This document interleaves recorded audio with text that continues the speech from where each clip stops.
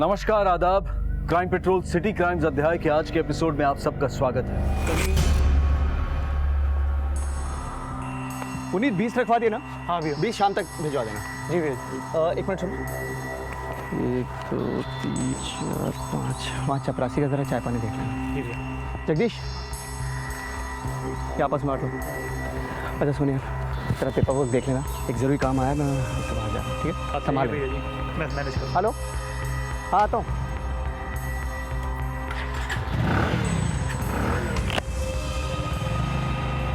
अच्छा भैया जी। लखनऊ की एक जानी मानी फार्मास्यूटिकल कंपनी के मेडिकल रिप्रेजेंटेटिव प्रवीण शर्मा की जिंदगी तेज रफ्तार से भाग रही थी। नजरिया और रवैया दोनों हवा से बातें कर रहे थे, लेकिन उसके बाद जो हुआ उसने पूरे लखनऊ शहर को सकते में डाल दिया।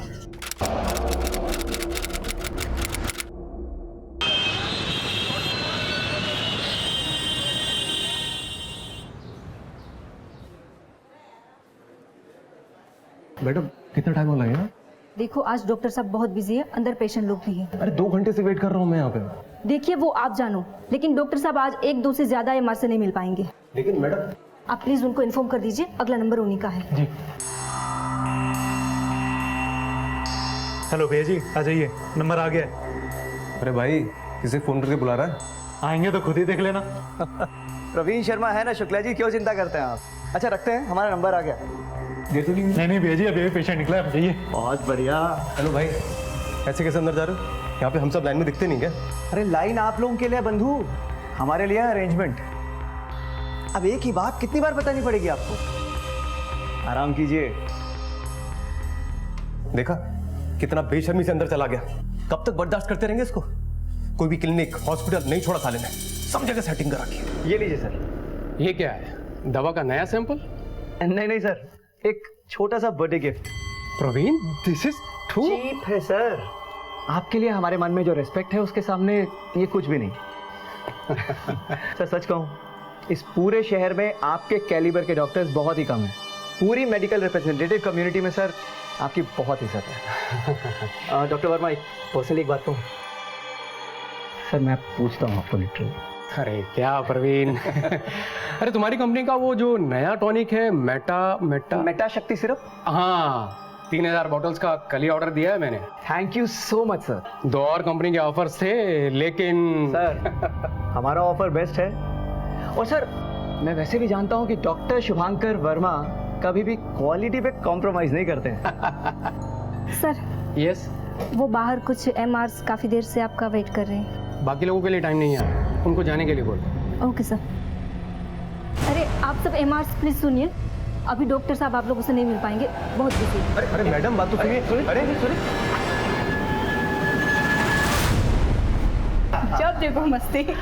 अरे लीना, क्या तुम कुछ समय के लिए आती हो और काम में जुट जाती हो? बैठो भाई, बैठो ना। के 2 कार्टन भिजवा दिए जी, बाकी के दोनों कल भिजवा देंगे। हाँ जी हाँ जी हाँ जी। कैसा मेरा बच्चा, कब आए? प्रणाम भैया। प्रणाम बैठो। लीना कैसी हो, कब आए? बिल्कुल ठीक, बस 1 घंटे पहले ही तो आई। बैठो बैठो। हाँ। कैसे हो मंजू? ठीक हूँ भैया। लखनऊ आए थे तो सोचा ताऊजी ताजी से मिलते चले जाए। और बताओ। बस कल जा रहे हैं। अरे इतनी जल्दी क्यों? अच्छा 1 मिनट, जाते वक्त चाचा चाची के लिए ना वो जोड़ों की दवाइयाँ ले जाना, तकलीफ रहती है ना उन्हें। थैंक यू सो मच भैया।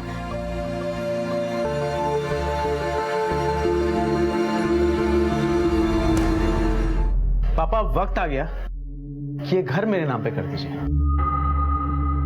क्या बोल रहे हो तुमने? वापस से घर मेरे नाम कर दो वाला ड्रामा शुरू कर दिया? मैं कोई ड्रामा नहीं कर रहा हूँ भैया, मुझे मेरे नाम पे घर चाहिए बस। ये घर पापा का है, अगर कभी भी इसका बंटवारा होगा तो दोनों भाइयों में बराबरी का होगा। पहले भी कह चुका हूं तुम्हें। क्या तुम दोनों फिर से घर का झगड़ा लेके बैठ गए? हाँ माँ प्लीज, मैं यही बात करने के लिए तुम्हारे पास आया था। पापा आप ये घर मेरे नाम पे क्यों नहीं कर रहे? अरे 8 साल की बच्ची है, बीबी है, जिम्मेदारियां है मेरे पे। भैया आपके पास तो आपका प्लॉट है ना, तो आप बीच में क्यों अरंगा डाल रहे हो? उस प्लॉट का नाम मत लेना तुम, मेरी मेहनत की कमाई का प्लॉट है वो। मैं भी देखता हूँ कैसे करवाते हो ये घर तुम अपने नाम। कल ही रजिस्ट्री करवाता हूँ इसकी मैं। पापा मैं भी वापस इलाहाबाद जा रहा हूँ, लेकिन याद रखिए किसी भी कीमत पे ना ये घर मैं लेके रहूंगा, बस। सुधीर मेरी बात सुन, बात सुनो समझाओ ना इसे। मंजू, नहीं, मंजू रुको। नहीं पापा, है ना प्लीज, है ना। अब पांडे जी नई दवाइयों के भी 2 कार्टन भिजवा रहा हूँ आपके लिए।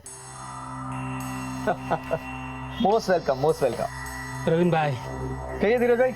ये लीजिए, इस बार पूरे 3.5 लाख का माल बिका है आपका। ये आपके लिए। अरे प्रवीण भाई, इसकी क्या जरूरत थी? अरे रखिए ना, आप ही से तो कमाते हैं और अपना प्रॉफिट हम लिमिटेड रखते हैं अपने खास क्लाइंट से। रखिए। Thank you. और हाँ, एक बात और, अगली बार सेल्स डबल होनी चाहिए। हाँ हाँ, क्यों नहीं। प्रवीण भाई, सुना है अब तो आप अपनी दुकान खुद खोल रहे हैं? हाँ सुना तो मैंने भी। सही सुना है आपने, प्लॉट आ गया है। अरे वाह। भाभी को नमस्ते बोलिएगा।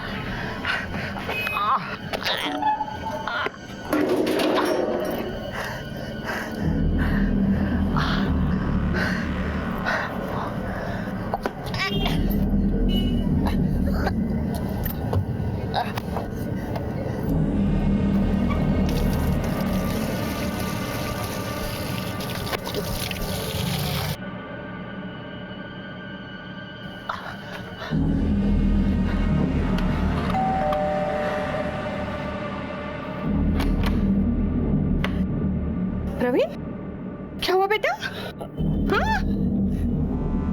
ये कपड़े मैले, ये अरे क्या? नहीं नहीं माँ, कुछ नहीं, वो जरा मेरी मोटरसाइकिल एक गाड़ी से टकरा कर स्लिप हो गई। हल्का सा गिर गया था, ज्यादा कुछ नहीं। हाँ, अरे क्या हल्का सा, पूरे कपड़े खराब हुए और ये चोट भी लगी। बताओ मुझे क्या? माँ हल्की सी लगी है। हाँ मैं सच कह रहा हूँ, लेकिन ज्यादा कुछ नहीं है, यकीन मानिए। मैं ऊपर जाके बाम लगा लूंगा। हाँ?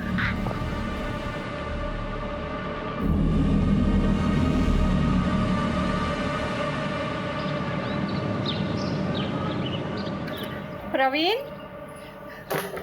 Good morning. उठ जा बेटा, देख चाय लेके आई हूँ। अब तबीयत कैसी है प्रवीण? हाँ प्रवीण, प्रवीण, प्रवीण, प्रवीण, प्रवीण, प्रवीण, प्रवीण, अरे सुनिए, सुनते हैं। देखिए प्रवीण को क्या हो गया। प्रवीण, प्रवीण, बेटा, बेटा ये क्या हुआ बेटा? प्रवीण, अरे देखिए ना क्या हुआ, देखिए कितना खून निकल रहा है। आपको कीजिए ना, प्रवीण उठ जा। ए प्रवीण, ना बेटा, प्रवीण, प्रवीण, प्रवीण उठ जा। प्रवीण, प्रवीण, जल्दी चलो, जल्दी चलो। प्रवीण, डॉक्टर, हटिए हटिए, देखने दीजिए, हटिए हटिए हटिए। पता नहीं सुबह चाय लेके गई तो देखा आपके बेहोश पड़ा है। प्रवीण,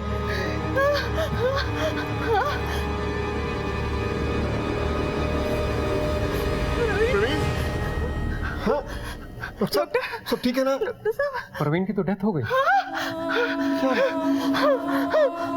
क्या कर रहे हैं आप?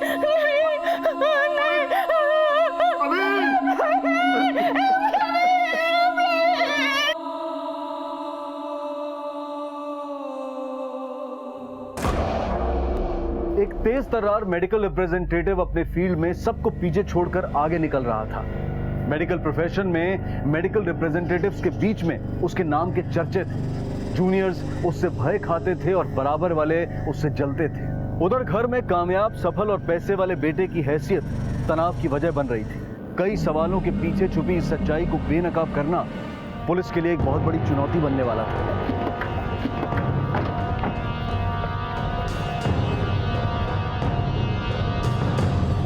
डेड ऑन अराइवल था सर। प्रवीण के यहाँ आने से 4 घंटे पहले ही इसकी मौत हो चुकी थी, अंदाजन रात 2 से 4 के बीच। मौत की वजह? सर डिटेल्स तो पोस्टमार्टम रिपोर्ट के बाद ही पता चलेगी। हाँ, बॉडी पे ये मारपीट के निशान मिले हैं। ऑर्गन हेमरेज से इंटरनल ब्लीडिंग हुई है। लगता है प्रवीण के साथ बुरी तरह मारपीट हुई है।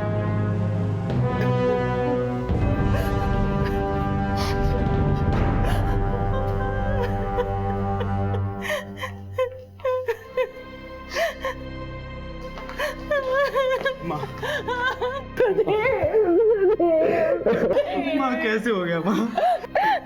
रात को जब लौटा तो उसे मामूली सी अंदरूनी चोट लगी थी। मैंने पूछा भी तो बोला मेरी बाइक की किसी गाड़ी से टक्कर हो गई थी और मैं गिर गया। आपके बेटे ने कुछ जिक्र किया था कि उसकी बाइक किससे टकराई थी? मेरा मतलब कोई गाड़ी या उसके ड्राइवर के बारे में जिक्र किया हो?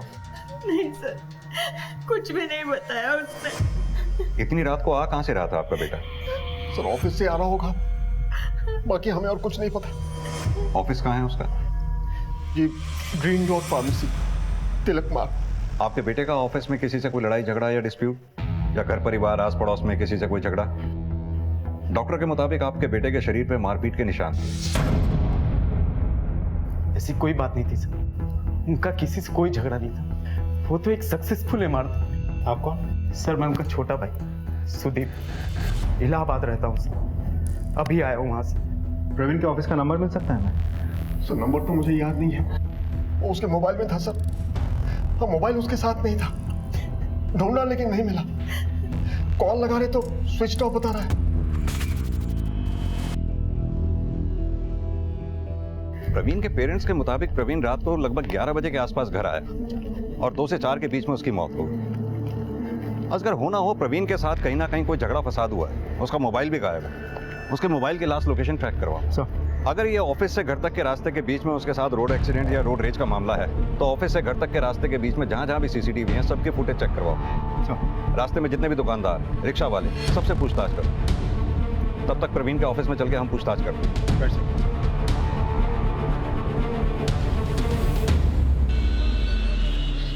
कल प्रवीण इधर सुबह ही आया था, हाजिरी लगाई और फील्ड पे चला गया। शाम में इधर लौटा ही नहीं। प्रवीण के ऑफिस में किसी से कोई दुश्मनी या कोई इशू या कोई अनबन? अरे नहीं सर, बहुत होनहार था वो। समझ लीजिए लखनऊ शहर में उसके जैसा एमआर बहुत कम होंगे। हमारे कंपनी का लाखों का कारोबार होता था उससे। फिर तो उससे जलने वाले भी बहुत होंगे। ये तो सर पेशे का दस्तूर है, मार्केट में जिसकी चलती है उससे जलने वाले तो होते हैं। तो प्रवीण की लाइफ में इस दस्तूर को कौन निभा रहा था? ये हम कैसे बता सकते हैं सर? वैसे सर एक लड़का है अपना पुनीत, प्रवीण के साथ फील्ड पे काम करता था, वो शायद आपकी कोई मदद कर सके। सर जलने को तो सारे जलते थे भैया जी से, अकेले दम पे हजारों लाखों का कारोबार था उनका सर। कोई भी हॉस्पिटल बोलो, कोई भी डॉक्टर, हर जगह चलती थी सर उनकी। सर पूरे लखनऊ शहर में भैया जी जैसा हमारा कोई नहीं था सर। सर हम तो सिर्फ लाइन में लगने का काम किया करते। भैया जी की कृपा दृष्टि से हमारा भी घर चल जाता था।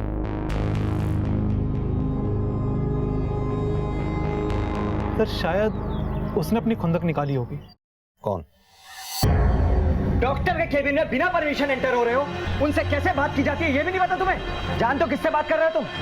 डॉक्टर शुभांकर वर्मा है ये, शहर के लीडिंग कार्डियोलॉजिस्ट। अरे मेडिकल रिप्रेजेंटेटिव बनने के लायक नहीं हो तुम। तुम्हारे जैसे एमआर की वजह से पूरी की पूरी एमआर कम्युनिटी बदनाम होती है। तूने थप्पड़ मार के अच्छा नहीं किया और तुझे छोड़ूंगा नहीं मैं। निकलो, एक भी कौन था वो? सर बीबी प्रसाद हॉस्पिटल में डॉक्टर शुभांकर से मिलने आया था, राघव श्रीवास्तव। राघव श्रीवास्तव?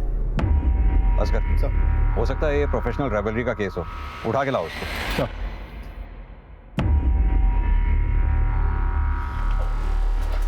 सिर्फ झगड़ा हुआ था, उसकी वजह से तुझे नौकरी से निकाल दिया गया, क्योंकि तुझे ये लगता था कि जब तक वो रहेगा तब तक तेरा काम कभी नहीं बनेगा।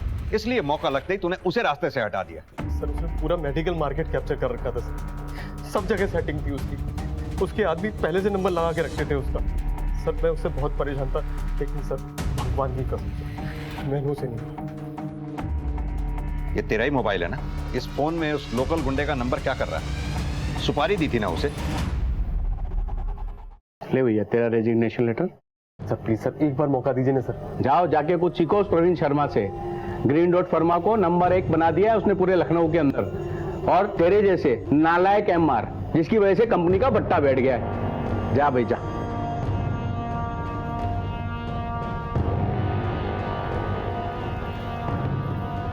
भाई अब सीधी उंगली से काम नहीं चलेगा। मैं जानता हूं किसी को जो आपका ये कांटा निकाल सकता है। ये लो नंबर और बात कर लो उससे।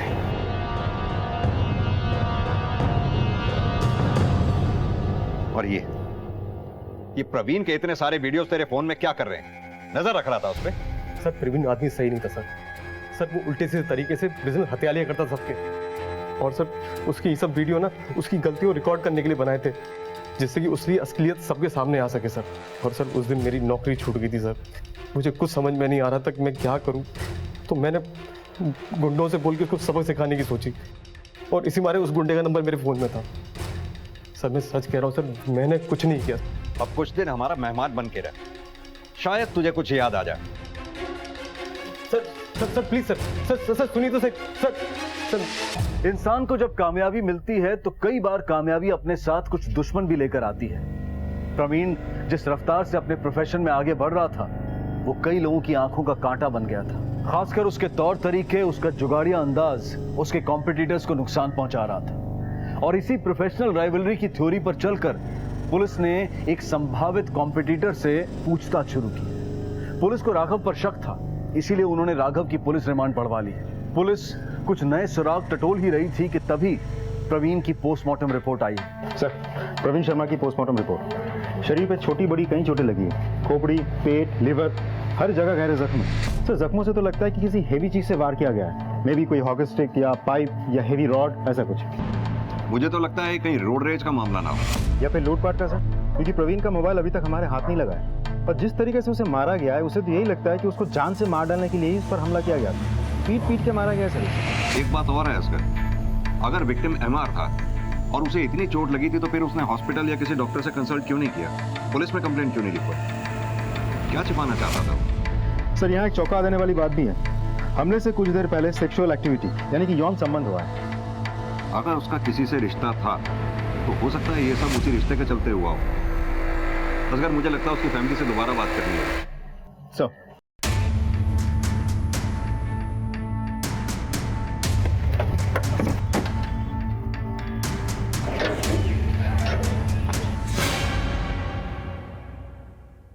प्रवीण शादीशुदा था? नहीं तो। उसका किसी के साथ कोई अफेयर, कोई संबंध था? अरे नहीं साहब, वो तो बस अपने कामों में ही लगा रहता था। हाँ सर, अपने आप में ही रहता था। बाहर क्या करता है, किससे मिलता है, घर पे आके कुछ नहीं बताता था।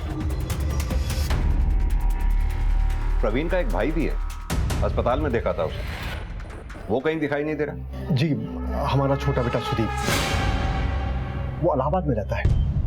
दाह संस्कार के बाद वो वापस चले गया अपनी फैमिली के साथ। इतनी जल्दी? जी वो उसके बच्चों के एग्जाम है, बोल के गया है कि कल आएगा। साहब मेरा बेटा प्रवीण बचपन से ही पढ़ाई में बहुत ही होशियार था, स्वभाव से भी बहुत ही शांत।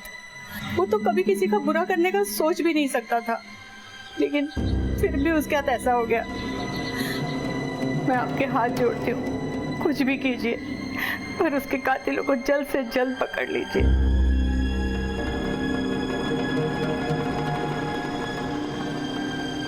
सर यहाँ से तो हमें कुछ खास नहीं मिला, और इस घर के लोग भी बहुत अजीब लगे मुझे। छुपा रहे हैं ये, देखा नहीं बात किस तरह से गोल कर दी इन लोगों ने। माँ बाप को अपने ही बेटे के बारे में कुछ नहीं पता, और 38 साल की उम्र में भी ना उसकी शादी हुई थी, ना किसी के साथ कोई संबंध था। लेकिन पोस्टमार्टम रिपोर्ट में तो सेक्सुअल एक्टिविटी का सबूत मिला है। किसी ना किसी के साथ कोई अफेयर है, कोई संबंध तो जरूर रहा होगा। और एक छोटा भाई है जो अपने ही भाई के मौत के अगले दिन घर से चला गया। असगर, इन पड़ोसियों से बात करते हैं, शायद इन्हें कुछ मालूम होगा। आओ। मेरे बाजू वाले मातुर साहब है ना, वो एक हफ्ते तक बीमार थे साहब। खानदान वाले, भाई बंधु सब उनको छोड़ के चले गए थे। लेकिन ये प्रवीण भैया थे ना, उन्होंने उनकी मदद की, इलाज कराया, उनको हॉस्पिटल लेके गए। अभी मातुर साहब को देखो, रोज मॉर्निंग वॉक पे जाते। प्रवीण भैया थे ना, बहुत ही हेल्पिंग नेचर के थे। वो शर्मा जी के देहांत के बाद उनके बच्चों के स्कूल की फीस प्रवीण भैया नहीं देती। बहुत अच्छे इंसान है। प्रवीण की शादी नहीं हुई? किसने कहा आपसे? लखनऊ सदर की लड़की थी उसकी बीवी, और अच्छा सा नाम था उसका, नेहा। अभी 4-5 साल पहले घर छोड़ के चली गई। साहब जब तलाक ही हो गया दोनों में, तो कहाँ रही शादी? पर यह बात आपने हमें पहले भी तो नहीं बताई, क्यों? तलाक क्यों हुआ था? बनती नहीं थी दोनों में। बनती नहीं थी मतलब? कुछ पूछा मैंने आपसे? कह रहा हूं ना साहब, नहीं बनती थी दोनों में। प्रवीण का किसी के साथ कोई रिश्ता था, या फिर आप लोगों ने दहेज की मांग की थी, या फिर फिलहाल उसका किसी के साथ कोई संबंध चल रहा था? अरे नहीं साहब, ऐसा कुछ भी नहीं था। बस काम में उलझकर वक्त नहीं दे पाता था वो अपनी बीवी को। आपकी बहू कहाँ रहती है? बाराबंकी।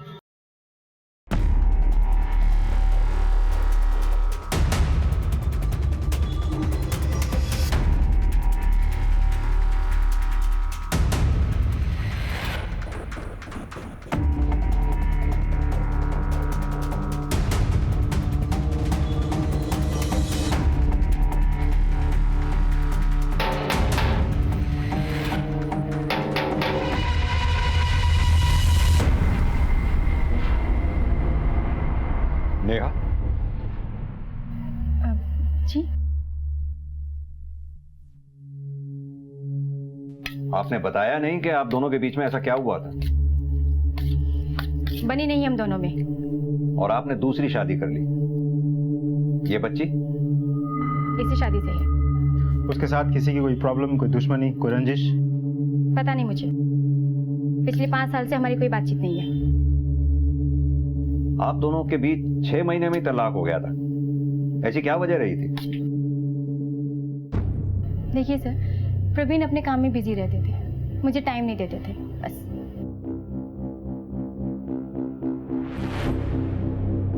उसका बाहर किसी से कोई रिश्ता या फिर? मुझे नहीं मालूम। अच्छा, इतना तो मालूम होगा कि प्रवीण और सुदीप दोनों भाइयों के बीच संबंध कैसे थे? ठीक ही थे, जब तक मैं थी। आपको किसी पे शक या फिर कोई ऐसा जो प्रवीण की हत्या कर सके?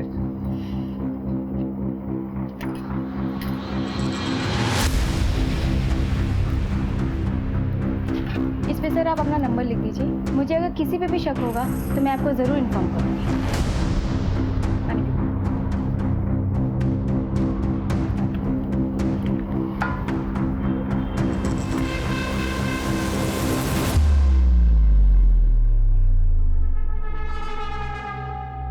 माँ बाप भाई और अब ये पत्नी नेहा, कोई भी सीधी तरह से बात नहीं कर रहा। सब कुछ ना कुछ छुपा रहे हैं। बस कर पता लगाओ, कोई ना कोई तो ऐसा नजदीकी रिश्तेदार होगा जो इनके बारे में हमें बता सके।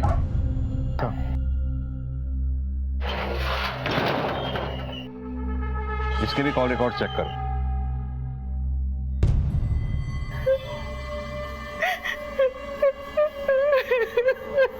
मेरा बच्चा,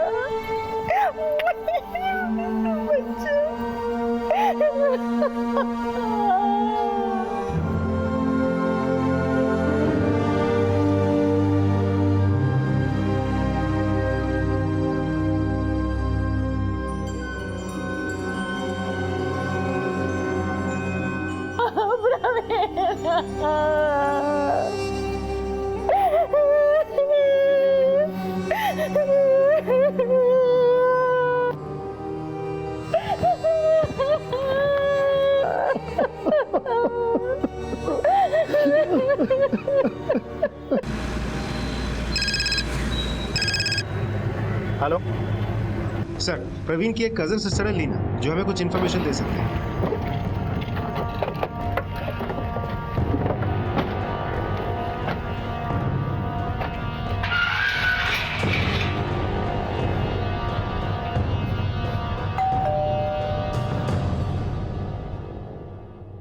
लीना जी सर, सुदीप और प्रवीण भाई के बीच शायद उनके घर को लेकर कुछ प्रॉब्लम चल रही थी।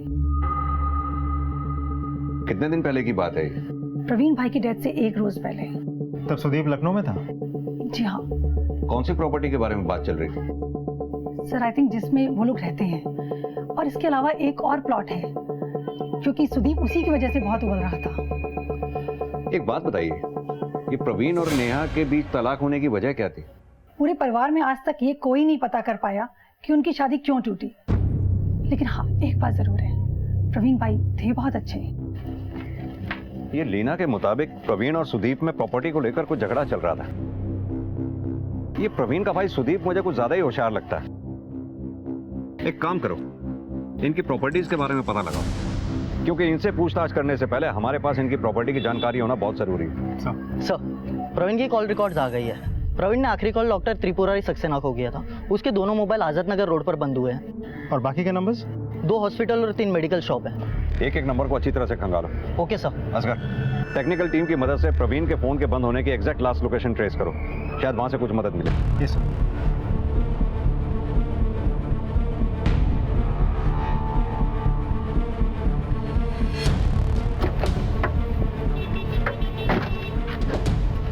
डॉक्टर सक्सेना है? हाँ सर, साहब अंदर ही है। मिलना है हमें उनसे। आइए।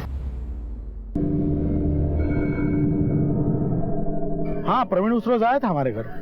He was a very good MR, very efficient. यहाँ आने की कोई खास वजह? प्रवीण की फार्मा कंपनी से ज्यादातर दवाइयाँ हमारे अस्पताल में आती। कुछ एक सैंपल दिखाने थे उसे, तो मैंने कहा मैं घर पे ही हूँ, यहीं आ जाओ। प्रवीण कितनी देर रुका होगा यहाँ? कितने बजे आया था वो? यही कोई 8:30 9 बजे आया था। 15-20 मिनट रुका, चाय पी, बातें हुई, देन ही लेफ्ट। यहाँ से कहाँ जाने वाला था वो? कुछ बोला उसने? नहीं, ऐसा तो कुछ बोला नहीं उसने। पूनम, कहीं जा रही हो? रूट पे मानव, दीदी को छोड़ के आओ।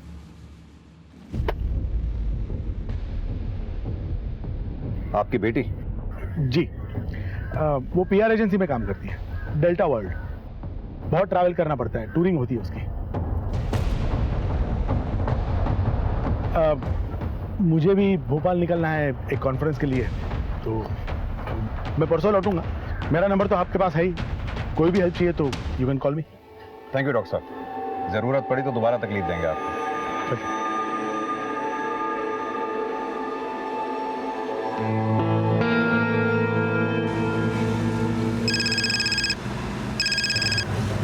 हेलो, ठीक है सर। प्रवीण के मोबाइल की लास्ट लोकेशन गणेश नगर का एक सुनसान एरिया बता रहा है। उन्होंने मैदान के पास एग्जैक्ट लोकेशन नैरो डाउन किया है।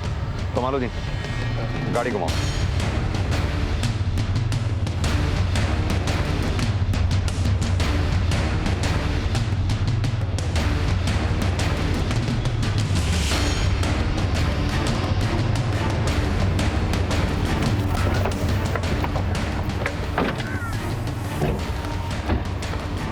सर लोकेशन तो लगभग यही है। पूरा इलाका अच्छी तरह से देखो। Okay sir.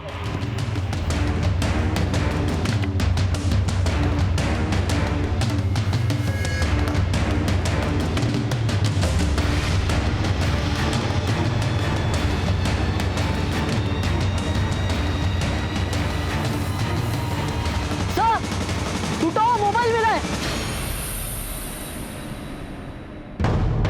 सर, कहां से मिला ये? सर वहां गिरा हुआ था। सर यहाँ। और देखो, कुछ मिलता है क्या? जी सर। असगर सर, मुझे लगता है प्रवीण का कोई पीछा कर रहा था। सुनसान इलाका देखकर उसे यहाँ घेर कर उसकी पिटाई की गई। लेकिन मुझे मामला लूट का नहीं लगता, क्योंकि अगर लूट का मामला होता तो चोर इतना महंगा मोबाइल छोड़ता नहीं। ये एंगल लूट का नहीं, कुछ और ही एंगल लग रहा है।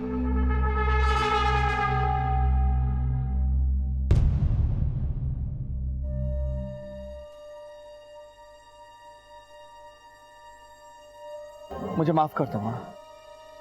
सुदीप ने ये घर छोड़कर तुम्हें दुख दिया और मैं साथ रहकर तुम्हें दुख दे रहा हूं। एक अच्छा बेटा होने का फर्ज पूरी तरह नहीं निभा पाया मैं। मुझे माफ कर देना।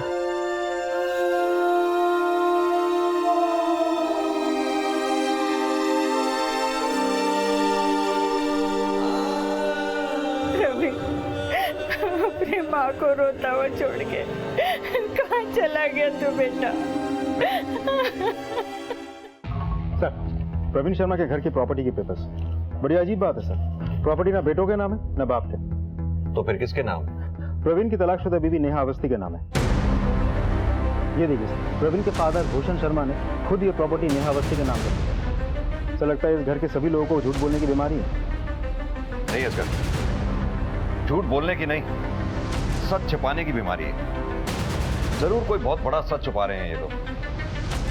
लीना ने भी किसी प्लॉट का जिक्र किया था।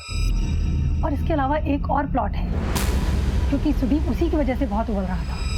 सर प्लॉट का तो प्रॉपर्टी रजिस्टर के ऑफिस में कोई रिकॉर्ड नहीं, लेकिन मैंने यहाँ के सभी रियल एस्टेट एजेंट्स के ऑफिस में जाके छानबीन करवाई। एक बार फिर बात करते हैं, कुछ ना कुछ पता चल जाएगा। मेडिकल रिप्रेजेंटेटिव प्रवीण शर्मा की मौत दिन ब दिन पुलिस के लिए एक पहेली बनती जा रही थी। प्रोफेशनल राइवलरी का एंगल अभी तक पूरी तरह से सुलझा नहीं था कि घर में प्रॉपर्टी को लेकर भाइयों में आपसी रंजिश की बात सामने आई, और जब पुलिस ने इस मसले को खंगाला तो हैरान कर देने वाले तथ्य सामने आए। जिस घर को लेकर भाई आपस में भिड़े हुए थे, उस घर को उनके पिता भूषण शर्मा पहले ही किसी और के नाम कर चुके थे, और कोई नहीं, तलाकशुदा बहू नेहा के नाम। पर आखिर ऐसी क्या वजह हो सकती है कि ससुर अपनी संपत्ति को अपनी बहू के नाम कर दे, और वो भी तलाकशुदा बहू के नाम, जिससे उनके बेटे की बनती ना हो। आखिर ऐसी क्या वजह थी कि इस बेहद पारिवारिक बात को परिवार के साथ ही शेयर नहीं किया गया, गुप्त रखा गया? पुलिस परिवार को आजमा चुकी थी, परिवार सच छुपाने पर आमादा था। अब इन सवालों के जवाब अगर कोई दे सकता था तो वो थी तलाकशुदा बहू नेहा। सर, वो शादी के 9 महीनों के अंदर ही हमारा डिवोर्स हो गया था। पापा जी चाहते थे कि मैं कोर्ट में एलिमनी और मेंटेनेंस का दावा ना करूं, इसलिए उन्होंने ये घर मेरे नाम लिख दिया। सर, उन दिनों प्रवीण का काम ठीक से जमा नहीं था, इसलिए डिवोर्स के बाद मेंटेनेंस या एलुमिनी देने की उसकी हैसियत नहीं थी। तो इसके पहले कि नेहा के माँ बाप आके तमाशा करें, मैंने हमारा ये घर नेहा के नाम कर दिया। और ये बात आपने अपने घर में किसी को बताई नहीं, है ना? जी, मुझे मालूम थी। तुम्हारे भाई ने एक प्लॉट ले रखा था? जी सर। कहां पर? शायद नेताजी नगर में। और उसी प्लॉट को लेकर तुम दोनों भाइयों के बीच में अनबन चल रही थी, है ना? सर, मैं तो बोल रहा था इनके पास प्लॉट है, ये घर मेरे नाम कर, लेकिन सर वो मुझसे लड़ पड़े। अब बोलने लगे पैतृक संपत्ति है पापा की है, ऐसे कैसे छोड़ दूं? तो फिर प्रॉब्लम क्या थी? सर, बिजली ऑफिस में क्लर्क, 8 साल की बच्ची है मेरी, उसकी शादी की, उसकी पढ़ाई लिखाई की जिम्मेदारियां हैं मुझ पे। सर, मैंने तो पापा से बोला था कि ये घर मेरे नाम पर, लेकिन पापा वो तो खुद ही मेरे इमोशंस के साथ खेल रहे थे। तुम्हारे पापा ने अपने प्रॉपर्टी नेहा के नाम क्यों कर दी? मालूम नहीं सर। लेकिन हमें मालूम, तुम्हारे पापा ने वो प्रॉपर्टी नेहा के नाम कर दी। अगर तुम्हारे पापा ने वो प्रॉपर्टी नेहा के नाम नहीं की होती तो प्रवीण की हत्या के बाद वो प्रॉपर्टी तुम्हारे नाम होती, और इसी भ्रम में तुमने अपने भाई की हत्या कर दी। सर, कैसी बात कर रहे हैं? कोई भाई अपनी भाई की जान लेता है?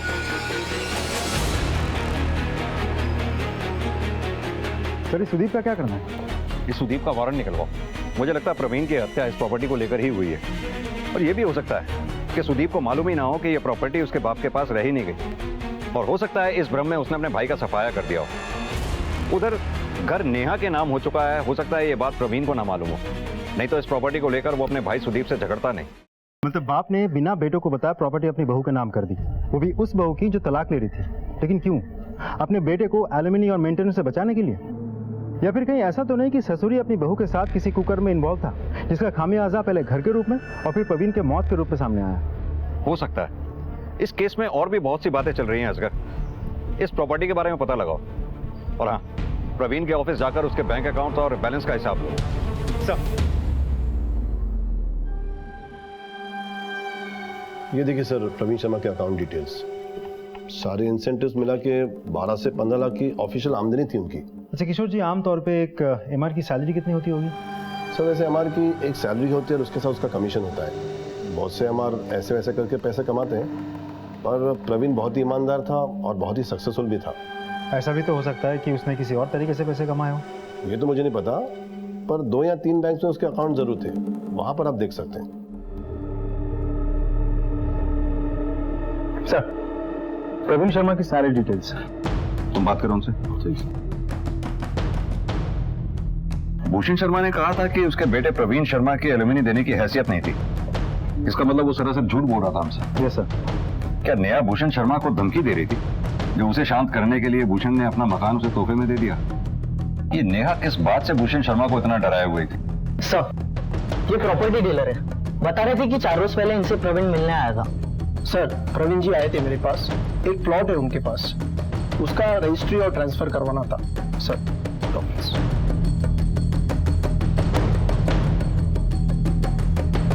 ये प्लॉट तो डॉक्टर त्रिपुरारी सक्सेना का है। जी सर, उन्होंने प्रवीण जी को गिफ्ट दी थी ये प्रॉपर्टी। गिफ्ट दिया था? प्रवीण जी बता रहे थे, डॉक्टर साहब बहुत ही मानते हैं उनको। प्रवीण भाई अपनी खुद की दवाइयों की डिस्ट्रीब्यूशन की कंपनी डालने की सोच रहे थे। अगले दिन प्रवीण जी को प्रॉपर्टी की रजिस्ट्री करवानी थी, पर उनका देहांत हो गया। क्या प्राइस होगा इस प्रॉपर्टी का मार्केट में? अंदाजन 50-55 लाख की होगी सर। 50 से 55 लाख? ठीक है, थैंक यू, आप जा सकते हैं। जी सर। सर कहीं ये दवाइयों का बड़ा घोटाला तो नहीं है? शायद प्रवीण ने सैंपल वाली दवाई पैसे लेके बेची हो और बदले में डॉक्टर सक्सेना ने डॉक्टर प्रवीण को उसका हिस्सा प्लॉट के रूप में दिया हो। वजह कोई भी हो असगर, लेकिन क्या कोई डॉक्टर एक एमआर को 50 से 55 लाख की प्रॉपर्टी गिफ्ट में दे सकता है? ये डॉक्टर अभी भोपाल में ही है ना? ये सर, कॉन्फ्रेंस की वजह से अभी तक वही है। इससे पहले कि वो हमारी हलचल से अलर्ट हो जाए, उसके लौटने से पहले उसके बारे में हॉस्पिटल और फील्ड दोनों जगह पता करो। ये केस पुलिस के लिए सांप सीढ़ी साबित हो रहा था। व्यवसायिक द्वेष से पारिवारिक कला और फिर वहां से बहू के नाम इकलौती संपत्ति उलझने बढ़ाती जा रही थी कि एक उलझन और जुड़ गई। प्रवीण के नाम एक जमीन, और वो भी एक डॉक्टर का उसके नाम तोहफा। क्या था इसके पीछे? कोई मेडिकल घोटाला, रिश्वत, ब्लैकमेल या फिर कुछ और? यकीन मानिए जो परतें खुल रही थी उसकी कल्पना कुछ सपने में भी नहीं कर सकता था।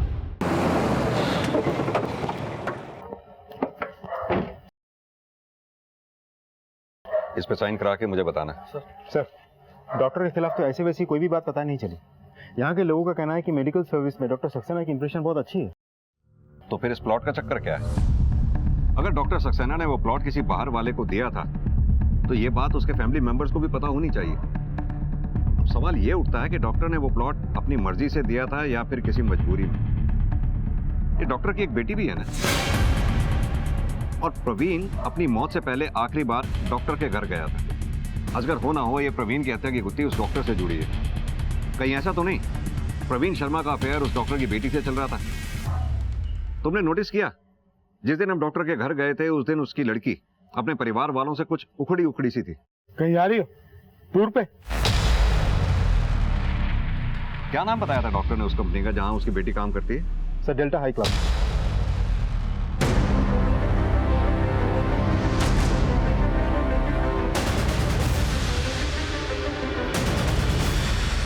सर पूनम सक्सेना 4 दिन पहले तक यहीं काम कर रही थी, पर फिर उसने काम छोड़ दिया। सुना है वो दिल्ली शिफ्ट होने वाली है। कोई प्रॉब्लम थी उसे यहाँ?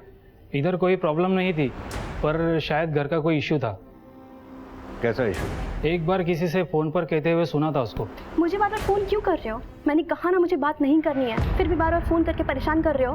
मैंने कहा ना उस अफेयर के बारे में मुझे बिल्कुल बात नहीं करनी है। Just leave me alone.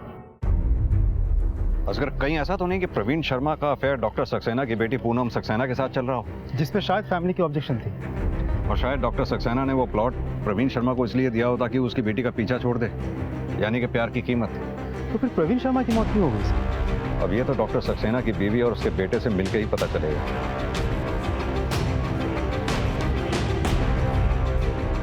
पापा ने प्रवीण को प्लॉट दिया था? मुझे नहीं मालूम इस बारे में सर। सर आप एक काम कीजिए, कल पापा आ जाएंगे, आप उनसे ही पूछ लीजिए। सर एक बात बताइए, आपकी बहन पूनम जो दिल्ली शिफ्ट हो गई, दिल्ली जाने की कोई खास वजह? उधर शायद बेहतर काम था और अच्छी सैलरी भी थी। उसके ऑफिस वालों ने बताया कि पूनम किसी बात को लेकर टेंस थी। क्या बात है, कोई अफेयर, कोई चक्कर ऐसा कुछ? नहीं तो उसने हमें कभी नहीं बताया। और ये डॉक्टर साहब ने जो प्लॉट सॉरी, प्लॉट के बारे में आप डॉक्टर साहब से ही बात कीजिए, हमें उसके बारे में कुछ नहीं पता।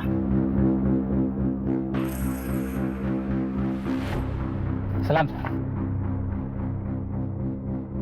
असगर इस गार्ड को थाने बुलाओ, शायद इससे कुछ पता चले। 20 जुलाई को जब प्रवीण शर्मा डॉक्टर साहब के घर आया तो घर पे और कौन था? उस रोज बड़ी मैडम अपने बड़े भाई के घर भाभी से थी और पूनम दीदी भी घर पे नहीं थी। और डॉक्टर साहब का बेटा? माना भैया बाद में आए थे।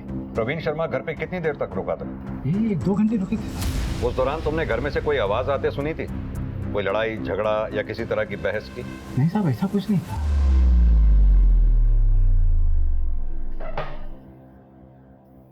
What is this, inspector? मुझे यहाँ पे इस तरह से क्यों लाया गया है? I am not a criminal.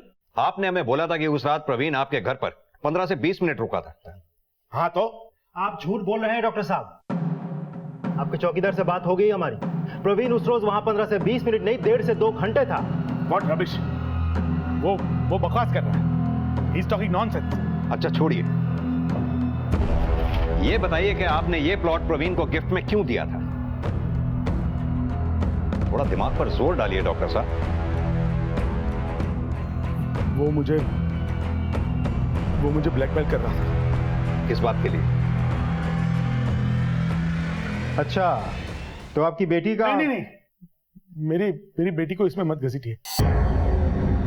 उसका कोई दोष नहीं, सारी गलती, सारा दोष मेरा ही है। दरअसल मैं प्रवीण को चाहता था। मतलब? पिछले 6-7 साल से हमारे रिलेशन थे। हमारे अफेयर के कारण ही प्रवीण और नेहा की शादी टूट गई। शुरुआत में सब कुछ ठीक था, लेकिन फिर वो मुझे ब्लैकमेल करने लगा। मुझे कहता था कि अगर मैंने उसकी डिमांड पूरी नहीं की तो हमारे अफेयर के बारे में सबको बता देगा। हर बार नई डिमांड्स खड़ी होती थी उसकी, यहाँ तक कि मैंने ये प्लॉट भी उसके नाम कर दिया। फिर भी उसने ब्लैकमेल करना चालू रखा। इसलिए मैंने उस रात उसका पीछा किया और मैं उसे मारना नहीं चाहता, सिर्फ डराना चाहता था कि ताकि वो मुझे ब्लैकमेल ना करे। उसे चोट ज्यादा लग गई और इंटरनल इंजरी के कारण उसकी डेथ हो गई।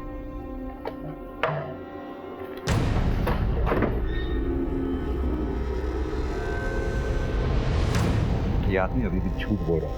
आपको ऐसा क्यों लगता है सर? ये आदमी एक डॉक्टर है, MBBS MD। इसको पता कहाँ मारने से आदमी की मौत हो सकती है, फिर ये किसी को मारने में गलती कैसे कर सकता है? एक मिनट। उस रात आपके और प्रवीण के अलावा घर पर और कौन कौन था? कोई नहीं। मेरी वाइफ उसके भाई के घर पे गई थी और पूनम उसकी फ्रेंड के घर पे, और मानव हॉस्पिटल में था, उसकी नाइट शिफ्ट।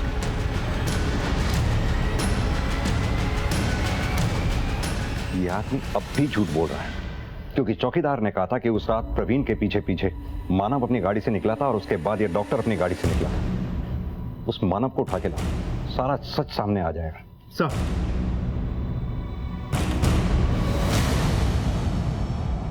तुम्हारे गार्ड ने बताया जिस रात प्रवीण तुम्हारे घर तुम्हारे पापा से मिलने आया था, प्रवीण के जाने के बाद तुम भी उसके पीछे पीछे गाड़ी में निकले थे। क्या सच्चाई है?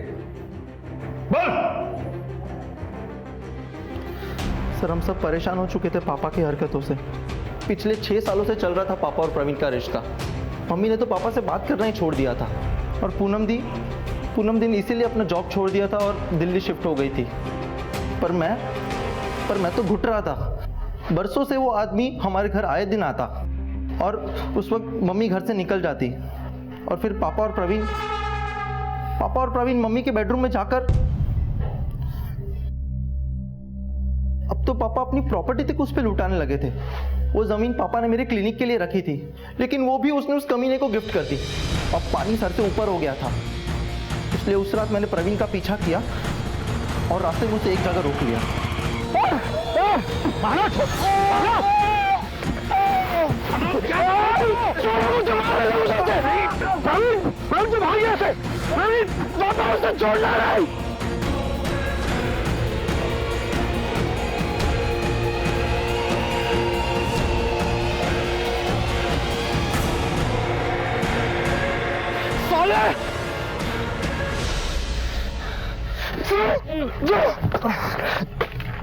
सर, पापा को छोड़ दीजिए प्लीज। जो भी किया मैंने किया है सर, प्लीज। अगर कानून हाथ में लेने की बजाय तुमने पुलिस से मदद ली होती तो आज ये दिन नहीं देखना पड़ता तुम्हें।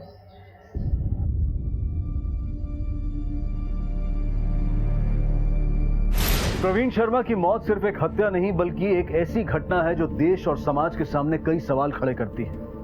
ना सिर्फ प्रवीण शर्मा का वैवाहिक जीवन खत्म हो गया बल्कि उसकी जीवन रेखा ही समाप्त हो गई। याद रखें, जीवन का सुख प्राकृतिक संतुलन और प्राकृतिक नियमों का पालन करने में ही है।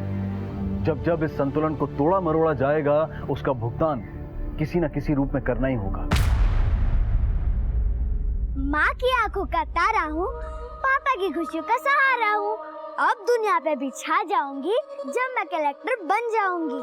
जो कोई ना कर सका वो कर दिखाऊंगी। दुनिया अपनी मुट्ठी में लाऊंगी। दरोगा अफसर होंगे आगे पीछे जब मैं कलेक्टर बन जाऊंगी। जय हिंद।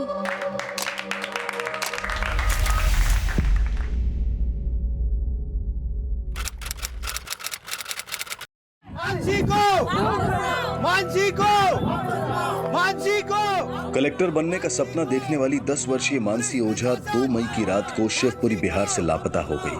हर लापता बच्चे की एक दिल दहला देने वाली कहानी होती है, लेकिन मानसी ओझा के साथ आखिर क्या होने वाला था?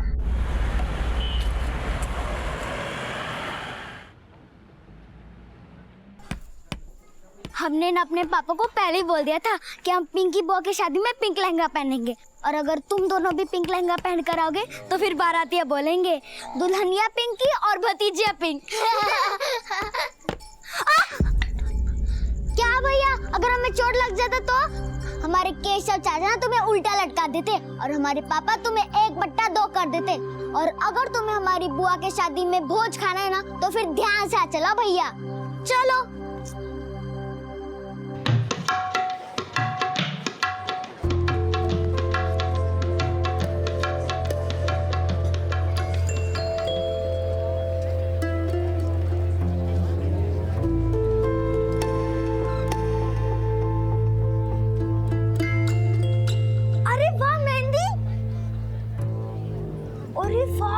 कितनी अच्छी मेहंदी है, वो हमें भी लगवानी है आपके जैसे मेहंदी। बुआ प्लीज, देखिए हमारे तो छोटे छोटे हाथ हैं, जल्दी हो जाएंगे। बुआ प्लीज प्लीज। काहे परेशान कर रही हो हमको, जाओ यहाँ से। ठीक है, अगर आप हमें मेहंदी नहीं दोगे ना तो फिर हम जाके पापा को बोल देंगे। अब मानसी सुन, ये ले मेहंदी ले, ये ले। पर ये तो एक है, हम तो 3 हैं, 2 और।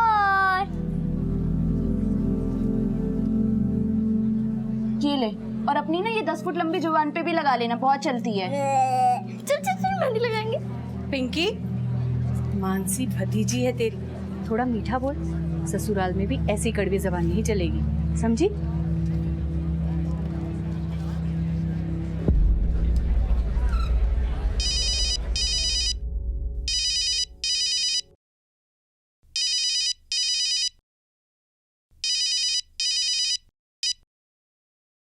क्यों हमारा जिंदगी बर्बाद करना चाहते हो? हमने तुमसे कहा ना, कुछ नहीं हो सकता। क्यों कुछ नहीं हो सकता? तुम एक बार कोशिश तो करो।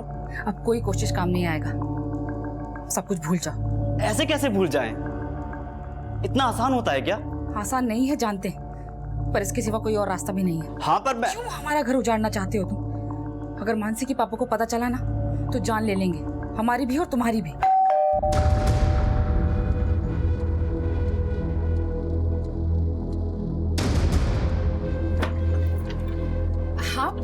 अरे तैयार नहीं हुए अभी तक? हम तुमको बोले थे फोन करके कि तैयार है। नानन की शादी है तुम्हारी, ऐसे ही आओगे क्या? नहीं, बस तैयारी हो रहे थे। हम भी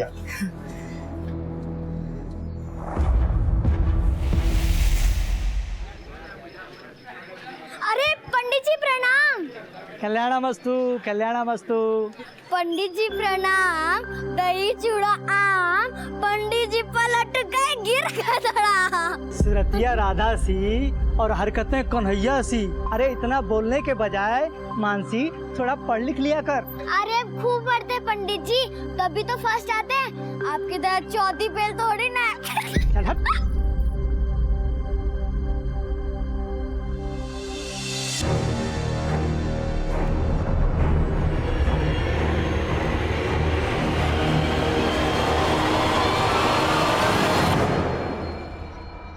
जी जी, भोज करके जाइएगा। हाँ, ओहो हो, आ गए बड़े लोग, मिल गई फुर्सत दोनों को।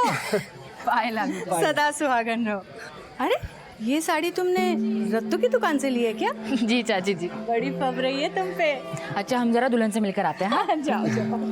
माफ करना चाची, सुबह के भोज के लिए आ नहीं पाए, स्कूल में जरूरी काम आ गया। अरे नहीं नहीं नवल, काम पहले बेटा, पर देखो रात का भोज करके ही जाना। हाँ, अरे भैया प्रणाम। प्रणाम प्रणाम प्रणाम प्रणाम। कैसी चल रही शादी की तैयारी है? भैया तैयारी तो चल रही है, अब बस सब अच्छे से हो जाए। अरे सब अच्छा ही होगा, हमें ना। ये लो, ये 2 लाख रुपया। ये इसका क्या जरूरत? अरे पिंकी हमारी बहन है, चचेरी है तो क्या हुआ, बहन तो है। हाँ, उसकी शादी में कोई कमी नहीं आनी चाहिए। अरे ले ले रत्तू, कर्ज नहीं फर्ज है ये। आज पिंकी की शादी में ये अपना फर्ज निभा रहा है, कल मानसी की शादी में तुम दोनों ये फर्ज निभाओगे, समझे? अरे चाची जी, मानसी कहाँ है? कहीं दिखाई नहीं दे रही। वो तो 3 घंटे पहले ही चली गई थी। निकल गई? कहाँ? घर जा रही हूँ बोली। अरे वाह बिटिया, बड़ी प्यारी मेहंदी लगी तेरी। अरे चिरमिरी, यहाँ क्या हुआ? कहाँ जा रही है रे उछलती कूदती? रात का भोज खा के जाना। नहीं दादी, हम रात को ना एकदम सज धज के मम्मी के साथ आएंगे। अभी मुझे घर पे जाके अपना होमवर्क करना है। पर घर तो पहुंची नहीं वो। अरे भाभी आप चिंता मत कीजिए, अपने दोस्तों के साथ आई थी, उन्हीं के घर खेल रही होगी। हाँ सही बात है। चल तू हम जाके देख के आते हैं। और केशव तू बहुत संभाल। चल चल चल चल। अरे उषा, चिंता मत कर बेटा, अपनी चिरमिरी कहीं टिकती है क्या? कर रही होगी कहीं उछल कूद, आ जाएगी। हाँ चिंता मत करो। पर अपना होमवर्क छोड़ के खेलने जाए, ऐसे नहीं है मेरी मानसी।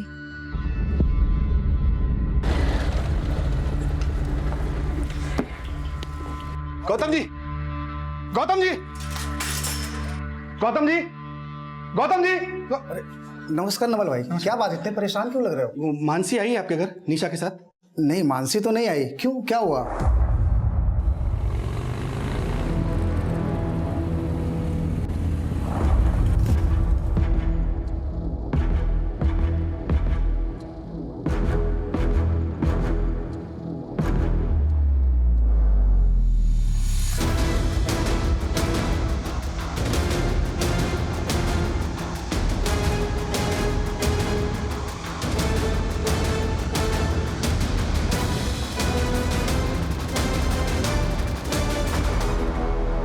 कोई नहीं है, जरूर उसे कोई उठाकर ले गया है। चाची जी, कौन ले गया होगा मेरी बच्ची को?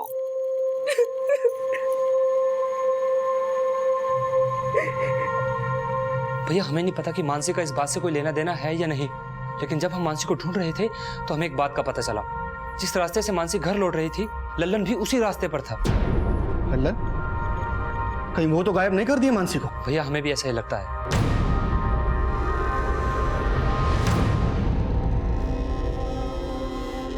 आपकी बेटी मानसी की उम्र कितनी है? सर सिर्फ 10 साल की है। आज हमारी चचेरी बहन की मेहंदी की रस्म थी।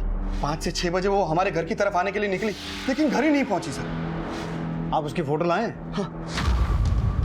नाम मानसी, उम्र 10 साल, रंग गोरा, लाल रंग की ड्रेस पहनी हुई लड़की ने। आपने अपने घर के आसपास या दोस्तों से पता किया? सर सब जगह पता किया, लेकिन कहीं कुछ पता नहीं चला।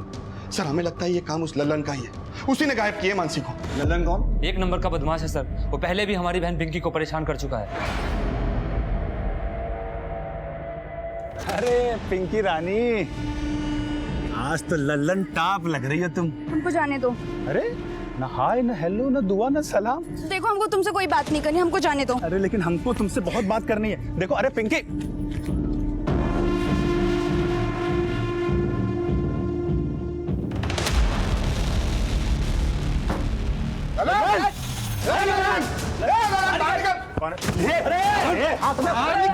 उसके खिलाफ कंप्लेंट भी करना चाहते थे, लेकिन लल्लन के पिताजी ने विनती की।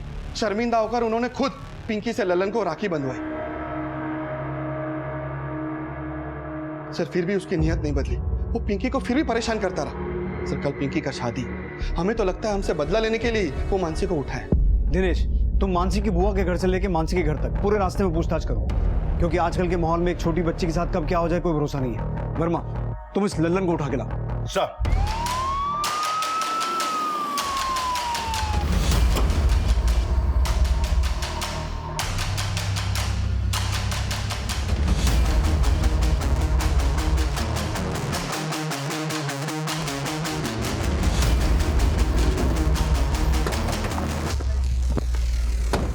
पूरा घर की तलाशी लो।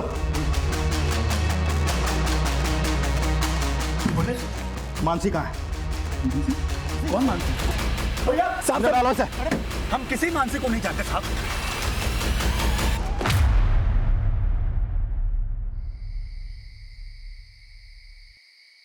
भैया, भैया क्या हुआ? कुछ पता चला मानसी का? पुलिस उठाए लल्लन को, वही बताएगा कहाँ गायब किया हो मानसी को।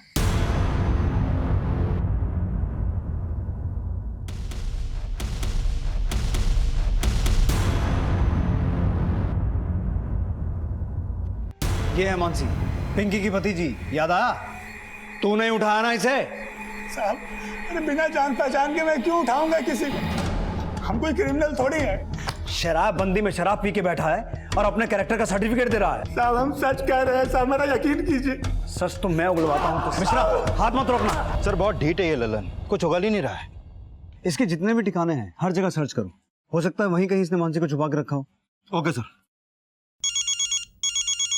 हेलो सर, हम मानसी के पिता बोल रहे हैं। कुछ पता चला मानसी का? फिलहाल तो ललन कुछ बोल नहीं रहा, पर हम पता लगा रहे हैं। प्लीज जल्दी पता कीजिए, कल मानसी की बुआ की शादी है। देखिए नेवल जी, हम पूरी कोशिश कर रहे हैं कि मानसी जल्द से जल्द मिल जाए। ठीक। बेटा, अब ऐसे में तो ये शादी नहीं हो सकती। नहीं चाची, शादी टाला ठीक नहीं। पर भैया, मानसी से ज्यादा जरूरी नहीं है ना हमारी शादी। घर में ऐसा माहौल रहेगा, पुलिस भी आती जाती रहेगी और फिर ऐसे में शादी कैसे होगी?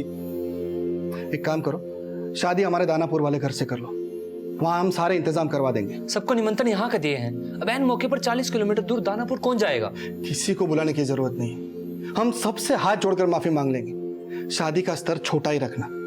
तुम लोग एक काम करो, सुबह होते ही दानापुर के लिए रवाना हो जाओ, हम आ जाएंगे पीछे से। जो ओझा परिवार कुछ घंटों पहले तक मानसी की बुआ पिंकी ओझा की होने वाली शादी की खुशियां मना रहा था, वही ओझा परिवार अब 10 वर्षीय मानसी के लापता होने से परेशान था। सबको लग रहा था कि इस परिस्थिति में पिंकी ओझा की शादी को आगे बढ़ा देना चाहिए, लेकिन हमारे समाज में लड़की की शादी को टालना बदनामी का विषय बन जाता है। एक तरफ एक बेटी के खो जाने का दुख और दूसरी तरफ एक बेटी के कन्यादान का दायित्व, यह असमंजस की स्थिति पैदा कर रहा था। मानसी के लापता हो जाने के दुख के साथ पिंकी की विदाई का उत्सव मनाना पड़ रहा था।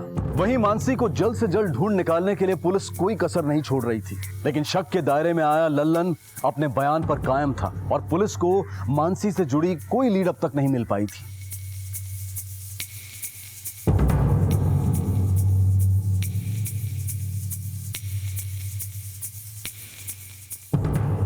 सर, लल्लन के ठिकानों और उसके दोस्तों से तो कुछ भी हाथ नहीं लगा, लेकिन लल्लन के बारे में जो भी पता चला है उससे ये तो साफ है कि वो एक छटा हुआ बदमाश है। बंदी में भी इल्लीगल तरीके से दारू सप्लाई करता है वो, और मानसी की बुआ पर भी उसकी बुरी नजर थी। सर, कहीं ऐसा तो नहीं कि मानसी की बुआ की शादी रुकवाने के लिए उसने ही मानसी को गायब किया हो? लेकिन फिलहाल तो वो कुछ उगल नहीं रहा है। हो सकता है मानसी के गायब होने का कोई और चक्कर हो। घर में शादी का माहौल था, हो सकता है उसने ऐसा कुछ देखा या सुना हो जिसकी वजह से उसे गायब कर दिया गया हो। वर्मा, उसके घर के आसपास और अच्छे से पूछताछ करो। Okay sir.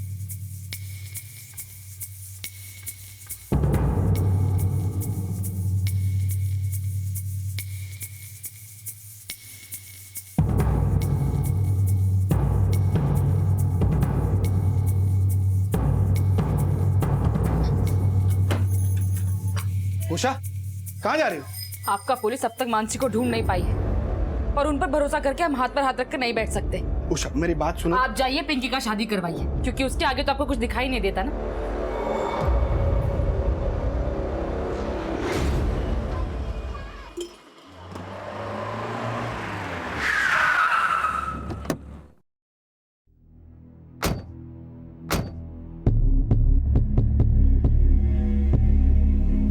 ये तो मानसी है, नवल जी की बेटी। क्या हुआ साहब? कल शाम को ही अपने चाचा के घर से निकली थी, लेकिन घर वापस पहुंची नहीं। ऐसे कैसे हो सकता है? वो तो मेरे आंखों के सामने गई थी यहाँ से।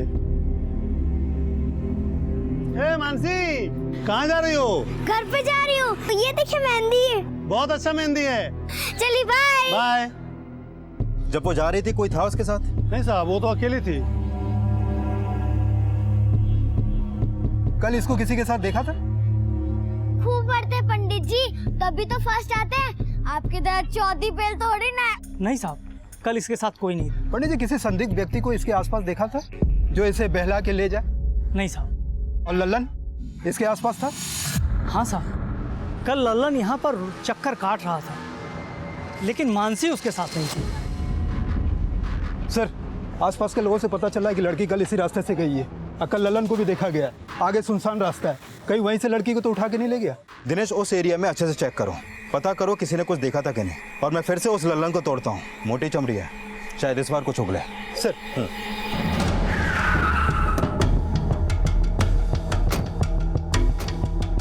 नवल जी, हम मानसी को ढूंढने की पूरी कोशिश कर रहे हैं, लेकिन हो सकता है कि मानसी के गायब होने में किसी और का हाथ हो। आपको लल्लन के अलावा किसी और पर शक है? नहीं सर, लल्लन के अलावा हमें किसी पर भी शक नहीं। वही गायब की है मानसी को। साहब, साहब हमने कुछ नहीं किया है, हमको कुछ नहीं पता मानसी के बारे में साहब। कुछ नहीं किया तो शिवपुरी में पिंकी के घर के चक्कर क्यों लगा रहा था? और कल शाम को भी तू वहीं पे था, क्यों? वो तो हम दोस्तों को मिलने गए थे। दोस्तों से मिलने गया था या अपनी दुश्मनी निकालने गया था? अपनी दुश्मनी निकालने के लिए तूने मानसी को ही उठा लिया? साहब हम सच कह रहे हैं साहब, हम तो वहाँ पे गए थे सिर्फ पिंकी को देखने के लिए। हम शादी से पहले एक बार उसको देखना चाहते थे, बाकी मानसी के बारे में कुछ नहीं पता साहब हमको। ऐसे नहीं बोलेगा तू, तोड़ो इसे। हाँ बोलो वर्मा। सर लल्लन ने अभी तक कुछ उगला नहीं है, कहीं किसी और ने तो मानसी को किडनैप नहीं किया। लेकिन ना तो मानसी के लिए कोई रैंसम कॉल आया है और ना ही मानसी के घर वालों ने किसी और पे शक जताया है। हमें हर एक पॉसिबिलिटी को खंगालना होगा, होने को कुछ भी हो सकता है।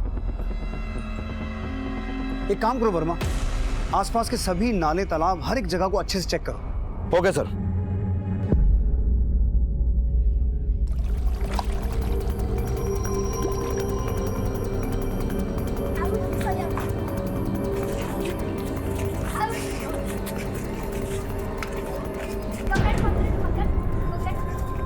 जब मैं बड़ी होकर कलेक्टर बन जाऊंगी, अब सारे बुरे लोगों की बोलती बंद कर दूंगी। जय हिंद। बोलते तो तुम आज भी सबकी बंद कर देती अपनी बकबक से, कभी किसी को बोलने का मौका देती भी हो? ठीक है, अब हम तब तक नहीं बोलेंगे जब तक आप हमें बोलने को नहीं बोलोगी। एकदम चुप। उषा, हम आते हैं। कहाँ जा रहे हैं आप? दानापुर होके आते हैं, आज पिंकी का शादी है ना। आपको पिंकी की शादी की चिंता है, अपनी बेटी की कोई परवाह नहीं? ऐसी बात नहीं है उषा, एक बाप के लिए उसकी बेटी से ज्यादा बड़ा बड़ा बात हमको मत समझाइए। दिख रहा है बाप के लिए बेटी का प्यार। उस पिंकी की वजह से ललन ने मानसी को उठाया और आपको पिंकी की शादी की चिंता है? पिंकी भी इस घर की बेटी ही है ना।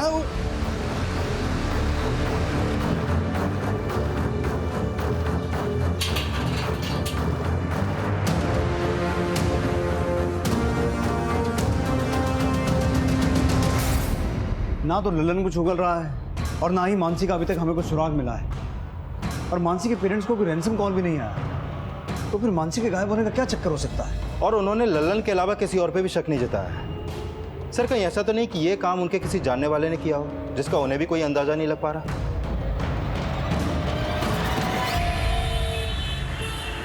मम्मी। बस बेटा।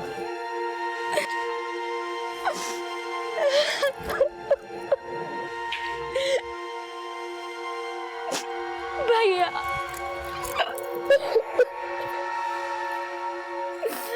हम कितने अभागे हैं ना, हम आप सबसे विदा हो रहे हैं। और मानसी, तो मानसी की चिंता मत कर, कुछ नहीं होगा उससे। चल।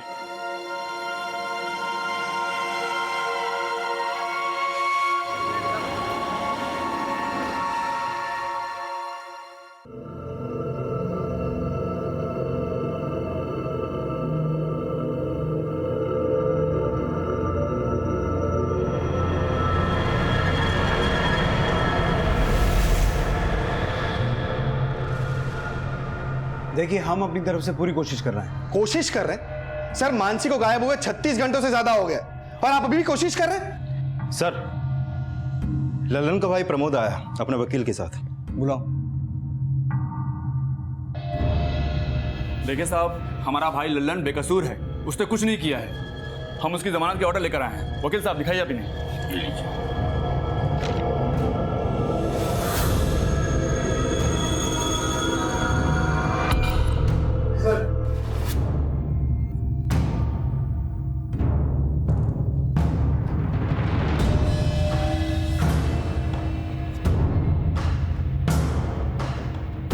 ठीक है, आप लोग जा सकते हैं।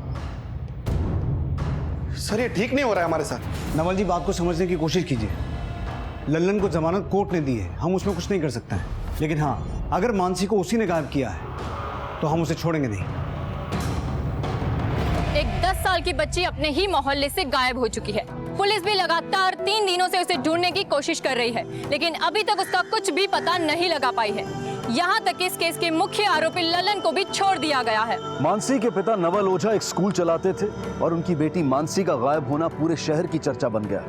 मीडिया और जनता ने इस मुद्दे को बच्चों के साथ होने वाली क्रूरता का सामूहिक विषय बना दिया। न्यूज रिपोर्ट्स और सोशल मीडिया के जरिए मानसी को जल्द से जल्द ढूंढ निकालने का दबाव बनाया जा रहा था और इस केस के प्राइम सस्पेक्ट लल्लन को जमानत दिए जाने का विरोध किया जा रहा था। लेकिन जिस बच्ची के लिए न्याय की मांग की जा रही थी, आखिर वो किसके अन्याय का शिकार हुई थी? और जब उसके साथ हुए अपराध का खुलासा होगा तब क्या होगा? ये केस आगे चलकर एक ऐसा माहौल पैदा कर देने वाला था जो पुलिस के लिए बहुत बड़ी चुनौती बनने वाला था।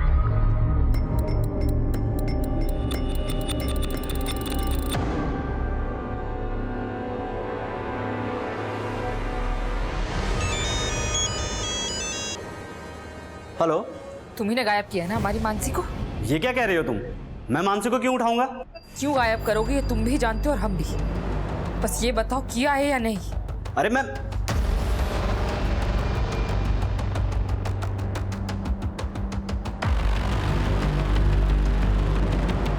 दादी, बुआ, मम्मी यहाँ आई है क्या? नहीं मानसी, वो तो यहाँ नहीं आई। क्या हुआ बेटा? तो फिर मम्मी कहाँ गई? हम स्कूल से घर पे आए तो घर पे ताला लगा हुआ था। अच्छा, तो तू इतनी टेंशन काहे ले रही है? आ जाएगी भाभी, तू हमारे साथ अंदर चल, तेरा आज फेवरेट सब्जी बनाया है। हाँ? चल। कैसे? वाह बुआ, आपकी तरह तो सब्जी और कोई बना ही नहीं सकता है। पर अभी तो आपकी शादी हो जाएगी, फिर मुझे इतना अच्छा सब्जी बना के कौन खिलाएगा?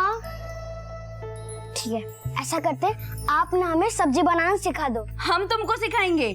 ना बाबा ना, तुझे कोई सिखा ही नहीं सकता। कितना बड़बड़ करती है, उल्टा हमको ही सिखा देगी तू।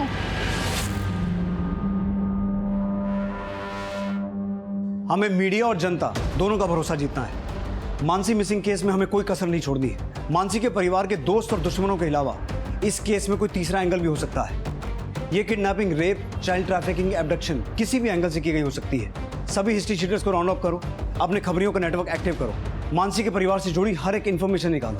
हमें जल्द से जल्द ये पता लगाना है कि मानसी इस वक्त कहाँ है, उसके साथ क्या हुआ है। सर,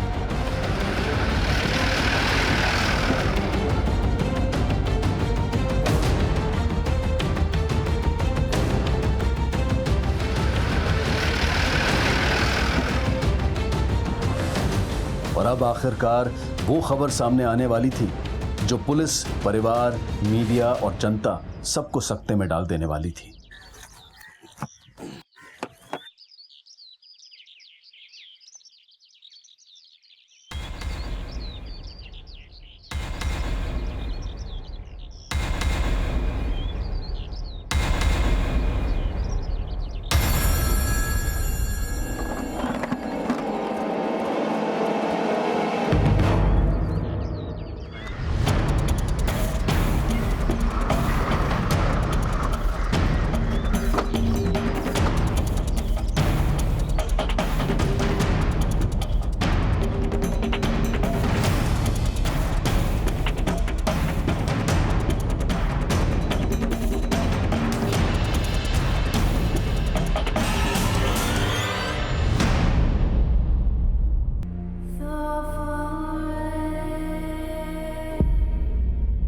सर, बॉडी की कंडीशन तो बहुत ही खराब है।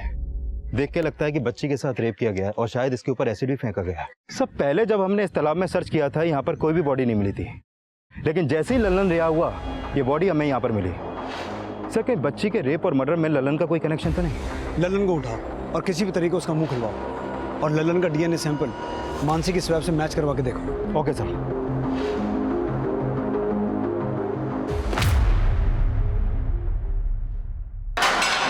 साहब, अरे साहब देखिए, साहब हमारा यकीन कीजिए, हमने कुछ नहीं किया साहब। नवल से तुझे बदला लेना था। पिंकी की शादी से तकलीफ हो रही थी ना, इसलिए तूने मानसी को किडनैप किया, उसका रेप किया और उसकी बॉडी को तालाब में फेंक दिया। कबूल कर, ये सब तेरा किया जा रहा है। बोल साहब, नहीं बोल साहब, हम सच कह रहे हैं साहब। अरे जब हमने कुछ किया ही नहीं तो कैसे कबूल कर ले? साहब हमने कुछ नहीं किया साहब। साहब हमारा यकीन कीजिए, हमने कुछ नहीं किया है।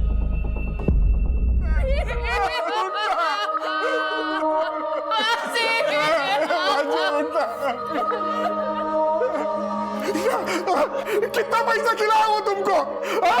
जेल से निकलकर मार डाला मेरे बच्चे को। ऐसा माना जा रहा था कि मानसी की सिर्फ हत्या नहीं हुई है, बल्कि उसका बलात्कार भी किया गया है। पुलिस, प्रशासन, जनता और मीडिया सभी लोग अपनी संवेदना और आक्रोश व्यक्त कर रहे थे। जगह जगह मानसी को श्रद्धांजलि दी जा रही थी और उसे जल्द से जल्द इंसाफ दिलाने के लिए आवाज उठाई जा रही थी। जिसका पूरा दबाव पुलिस डिपार्टमेंट पर था।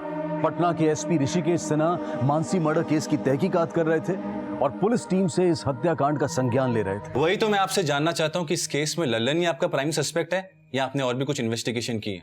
आप जानते हैं ना मीडिया कितना बवाल मचा रही है, कितना मुश्किल हो रहा है हमें उनके हर सवाल का जवाब देना। सर, हम इस केस की गंभीरता को समझ रहे हैं और लल्लन के अलावा इस केस के जितने भी एंगल्स हैं सबको अच्छे तरीके से इन्वेस्टिगेट कर रहे हैं। सर, मानसी के परिवार के दोस्त या दुश्मन किसी का भी हाथ हो सकता है मानसी के गायब होने में। सर, आई एम श्योर हम बहुत जल्दी किसी न किसी नतीजे पे पहुंचेंगे।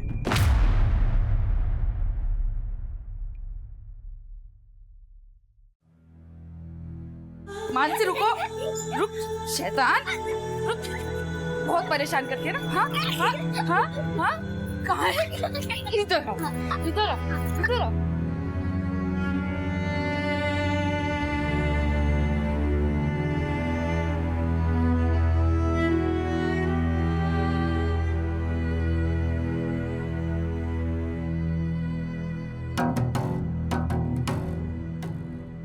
उषा, तबीयत खराब हो जाएगा, कुछ खा लो। हमको नहीं खाना है, हम भी मानसी के पास चले जाएंगे। भाभी कुछ तो खा लीजिए, ऐसा कैसे चलेगा?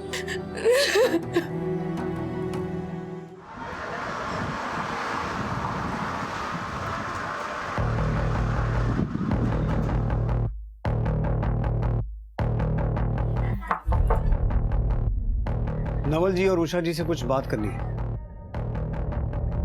मैं जानता हूं ये समय ऐसे सवाल पूछने का नहीं है, लेकिन पूछना जरूरी है। आपको मानसी के लिए ना तो कोई फिरौती का कॉल आया और ना ही किसी ने मानसी को उठाते हुए देखा, और जितना हम मानसी के बारे में जान पाए हैं वो ऐसी बच्ची नहीं थी कोई उसे आसानी से उठा ले। ये काम जरूर किसी जानने वाले का है जिसे मानसी भी जानती थी और मानसी को उस पर ट्रस्ट था। आपको किसी पे शक है? लल्लन? लल्लन से हम अभी भी पूछताछ कर रहे हैं, लेकिन लल्लन के अलावा आपको किसी पे शक है? नहीं सर, हमें नहीं लगता कि लल्लन के अलावा हमारी मानसी के साथ ऐसा गलत काम कोई कर सकता है। वही हमारा दुश्मन है। तो आपको लल्लन के अलावा किसी और पे शक नहीं है? नहीं सर।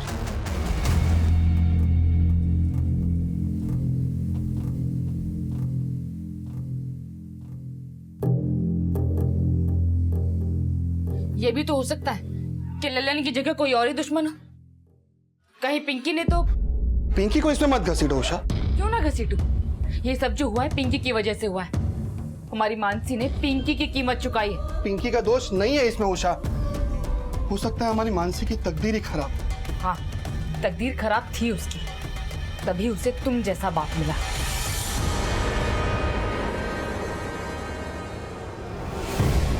मानसी की पोस्टमार्टम रिपोर्ट। इस रिपोर्ट में एक चौंकाने वाली बात पता चली है। मानसी का ना तो रेप हुआ और ना ही उस पर कोई एसिड फेंका गया। क्या? लेकिन उसकी बॉडी को देखकर तो ऐसा लग रहा था कि जैसे एसिड फेंका गया है। सर, एक्चुअली बॉडी पानी में काफी समय से रहने की वजह से सड़ गई, जिससे ऐसा लगा कि उस पर एसिड फेंका गया है। लेकिन इस रिपोर्ट के मुताबिक मानसी को गला घोंट के मारा गया है और मानसी की बॉडी रिकवर होने के 72 घंटे पहले उसका मर्डर हुआ, यानी 3 दिन पहले उसको मारा गया। 72 घंटे पहले? हमें मानसी की डेड बॉडी मिली 7 मई को। 72 घंटे पहले, इसका मतलब हुआ मानसी को मारा गया 4 मई को और उसकी मिसिंग रिपोर्ट हमारे पास आई थी 2 मई को। इसका मतलब ये हुआ वर्मा कि 2 और 4 मई के बीच में मानसी जिंदा थी। और इस बीच ना तो कोई रैंसम कॉल आया और ना ही मानसी का रेप हुआ। सर, मुझे तो ये कोई एक्ट ऑफ रिवेंज का ही मामला लग रहा है। वो सब तो ठीक है वर्मा, लेकिन एक बात समझ में नहीं आ रही है कि मानसी को मारने वाले ने उसे 30 से 40 घंटे तक जिंदा क्यों रखा?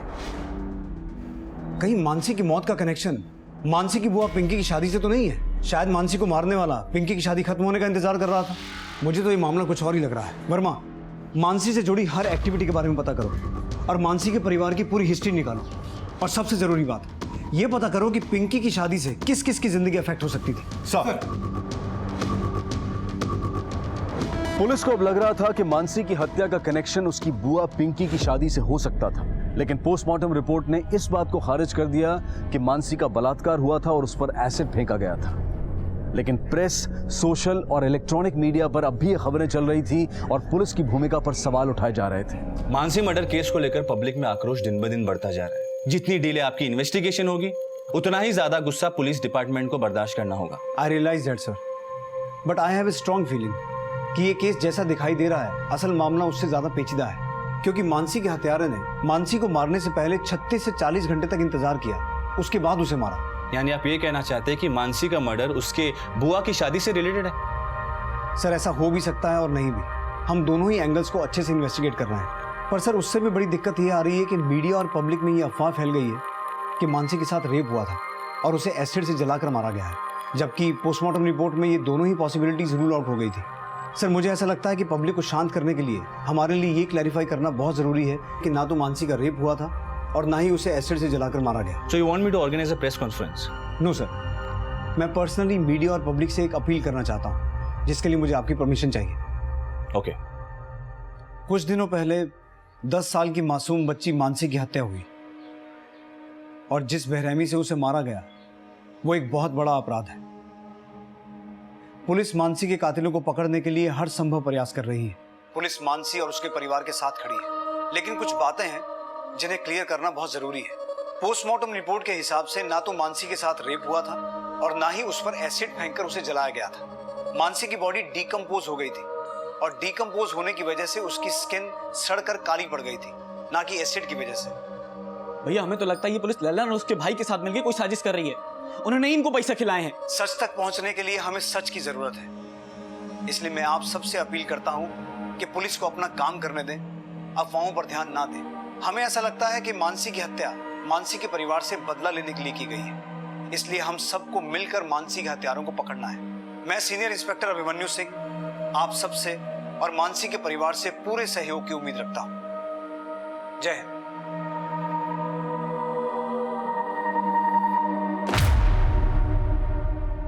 लल्लन को इतना तोड़ा लेकिन उसके बावजूद भी वो कुछ उगल नहीं रहा।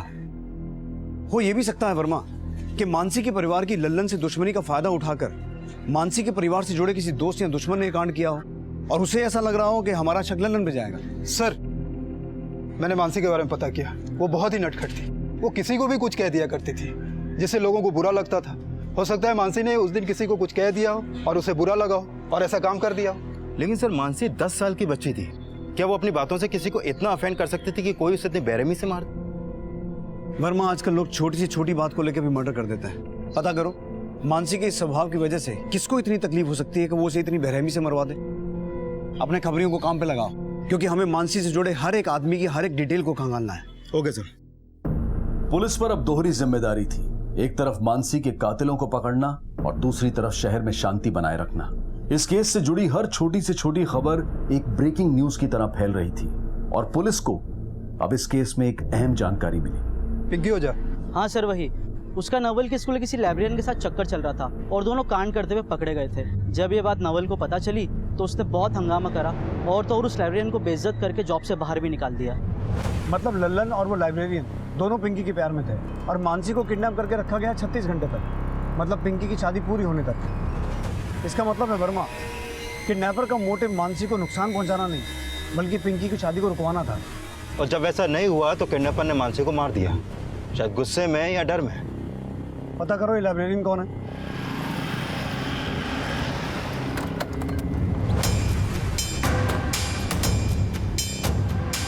सर एक बड़ी इंफॉर्मेशन मिली है, वो लाइब्रेरियन कोई और नहीं मानसी का मामा है माधव। वो नवल के स्कूल में लाइब्रेरियन था। सर माधव और पिंकी दोनों का काफी लंबे समय से अफेयर चल रहा था, शादी तक बात पहुंच गई थी। सब राजी थे सिवाय नवल के, उसी की वजह से इन दोनों की शादी नहीं हो पाई और नवल ने माधव को बहुत बेइज्जत भी किया था। तो वर्मा हो सकता है माधव ने नवल से अपनी बेइज्जती का बदला लिया हो। उसने ये सोचकर मानसी को किडनैप किया हो कि इससे पिंकी की शादी रुक जाएगी और नवल और उसके खानदान की बेइज्जती होगी, लेकिन जब ऐसा नहीं हुआ तो उसने गुस्से में आकर मानसी को मार दिया हो। सर कई बार पूछने के बाद भी ना तो नवल ने कुछ बोला और ना ही उषा ने इस बात का कोई जिक्र किया। हो सकता है उन्हें ऐसा लगा हो कि माधव मानसी का मामा है, ऐसी हरकत नहीं करेगा। उठा के लाओ इस माधव को। Okay sir.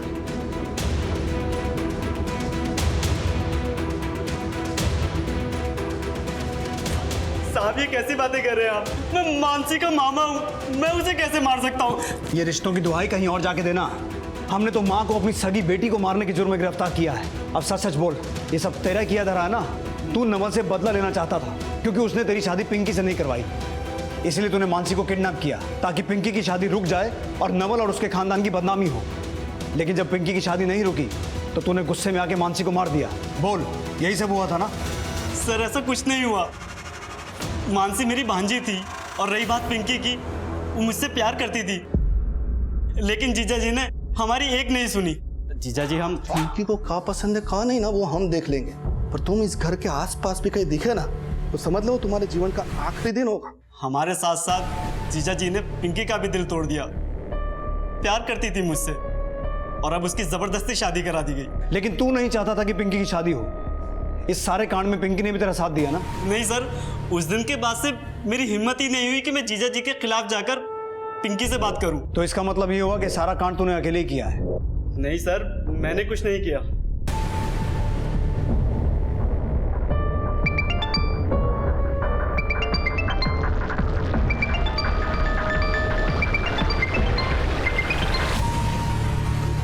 इस पूरे परिवार ने हमसे बहुत सी बातें छुपाई हैं, बहुत कुछ दबा कर बैठे हैं। पूरी फैमिली के कॉल रिकॉर्ड्स निकालो, खासकर पिंकी और माधव के। अब इस केस के तार जुड़ते नजर आ रहे हैं।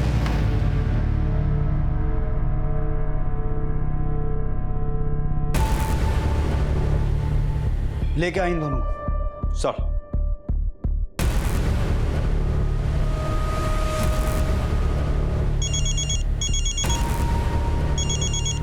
हेलो, क्या?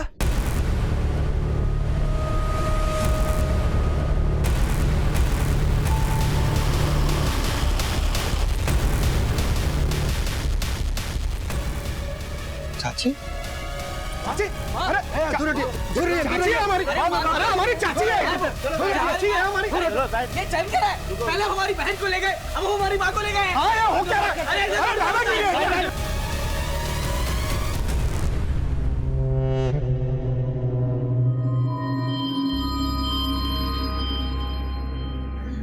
नवल भैया हमारे और माधव के रिश्ते के खिलाफ थे। उनके कहने पे हम उसे भूल गए। फिर हमारी जिंदगी में मनोज आया। हम और मनोज एक दूसरे से बहुत प्यार करते थे, लेकिन नवल भैया ने हमारी जबरदस्ती शादी तय कर दी। मनोज, कल हम अपने हाथ में किसी और के नाम की मेहंदी नहीं लगवाएंगे। हमने अपनी सारी पैकिंग कर ली है। तुम आज रात को हमें मोड़ पे मिलो मनोज, हम यहाँ से भाग जाएंगे। बुआ, अब भागने वाली हो? क्या हुआ बेटा? दादी आपको पता है बुआ ना किसी के साथ भागने वाली है। हाँ, हमने खुद उन्हें फोन पे बात करते हुए सुना। मानसी, देख बेटा, तू हमारी अच्छी बेटी है ना, है ना? तो देख, ये बात किसी को नहीं बताना। नहीं बताएगी ना? ठीक है दादी। आपने मानसी को चुप रहने की नसीहत तो दी, लेकिन आप ये बात अच्छी तरह से जानती थी कि मानसी अपने स्वभाव के अनुसार ये बात किसी को भी बता सकती है। इसलिए अपनी बेटी की इज्जत बचाने के लिए आपने उस मासूम मानसी को। सर आप ये कर क्या रहे हैं सर? पहले हमारी बहन पिंकी को ले आए, फिर चाची को ले आए। सर छोड़िए उन्हें। देखिए नवल जी, आपकी बेटी मानसी का मर्डर खुद आपकी चाची कमला देवी और आपकी बहन पिंकी ने किया है। उन्होंने अपना ये गुनाह खुद कबूला है।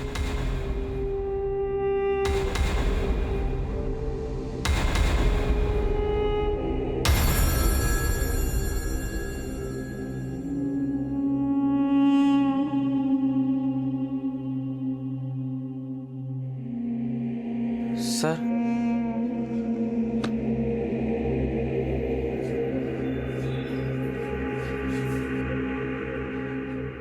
बोलो। सर, माँ ने और पिंकी ने कुछ नहीं किया। ये गलती हमसे और रतेंद्र भैया से हुई है। अरे हम सच बोल रहे हैं, हमारे पापा ने ना हमारे लिए इतनी मोटी फाइल बनवाई है। चल झूठी। अरे हम झूठ नहीं बोल रहे, ये आज भी झूठ कह रही है और जो कल कहा था वो भी बिल्कुल झूठ था। कल कह रही थी तो बिल्कुल सच था। हमने बचाई है पिंकी बुआ की शादी, वरना वो तो भागने वाली थी। चल झूठी, बढ़िया शादी बचाने वाली। और तू अपना मुंह बंद करके रख, समझी? और चल यहाँ से। सर, हमें सिर्फ इस बात का डर था कि अगर मानसी के कारण ये बात बाहर आ जाती कि पिंकी किसी और के साथ भागने वाली थी, तो सर पिंकी की शादी टूट जाती। लेकिन हम जानते हैं मानसी का मुंह बंद करना इतना आसान नहीं था। ठीक है, अगर आप हमें मेहंदी नहीं दोगे ना तो फिर हम जाके पापा को बोल देंगे। सर, हमको लगा अगर वो बात किसी को पता चल जाती तो पिंकी की शादी में बहुत बड़ा प्रॉब्लम हो जाता। तो सर हम सोचे कि जब तक पिंकी की शादी नहीं हो जाती तब तक हम तो सोचे थे कि उसको किसी तरह समझा बुझा के छोड़ देंगे। तब तक मामला इतना बढ़ गया कि हमें ना चाहते हुए भी उसे मारना पड़ा। चलो।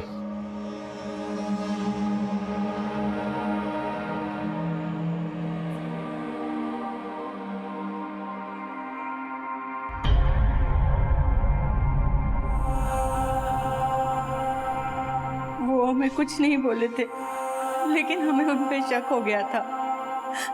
पर हम नहीं चाहते थे कि हमारे बच्चों की जिंदगी बर्बाद हो, इसलिए ये गुनाह हमने अपने सर पे ले लिया।